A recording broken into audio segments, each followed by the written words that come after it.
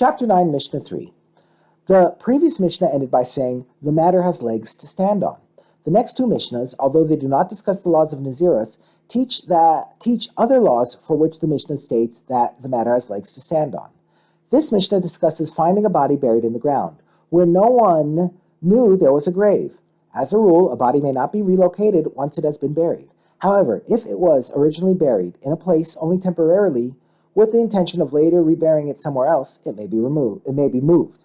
When a body is found in the ground where there is no cemetery, we do not know whether it was buried there with the intention of moving it later, and for some reason was forgotten, or whether it was buried with the intention that it remained there permanently. The Mishnah teaches what should be done in this case.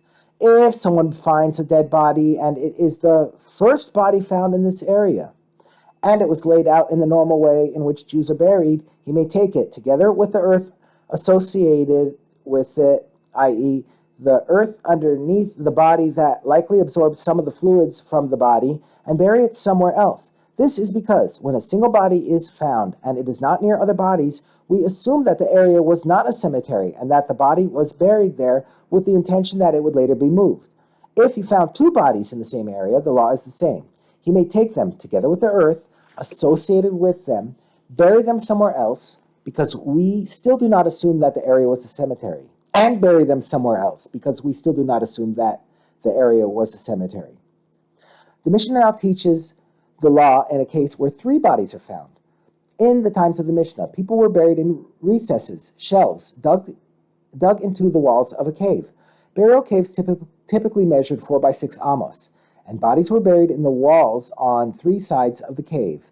The fourth side of the cave opened into a courtyard, which measured 6 amos by 6 amos. On the opposite side of the courtyard, there would be another cave, in which more bodies were buried, and which also measured 4 by 6 amos. Based on this, the Mishnah teaches the law when three bodies are found. If he found three bodies, if between the first body and the third body there is a separation of between 4 and 8 amos, this is considered a cemetery area, since this is how bodies would have been arranged in a burial cave. Therefore, he may not move them because they were buried there on purpose. Since we assume that he has found a burial cave, we must also suspect that there is another burial cave nearby, because two burial caves usually opened into a common courtyard. Therefore, he must check to see if there are more bodies.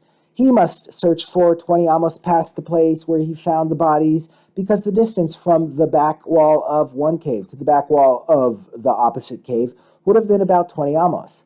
If he then found even one body at the end of those 20 amos, we assume that it is located in another burial cave. Therefore, he may not move that body either, and he must search for 20 amos past that body. Because the matter has legs to stand on, that is, because there is now reason to think that there may be more burial caves in that area. This is so even though if at first he had found only this one body with no others close by, he would have been allowed to take it together with the earth associated with it and bury it somewhere else, because we would have assumed that the body was not meant to be buried there. But now that he has found three other bodies that were buried in what appears to be a burial cave, we assume that this more distant body was also in a burial cave, and it may not be moved. He must also check to see if there are more bodies and caves in the area.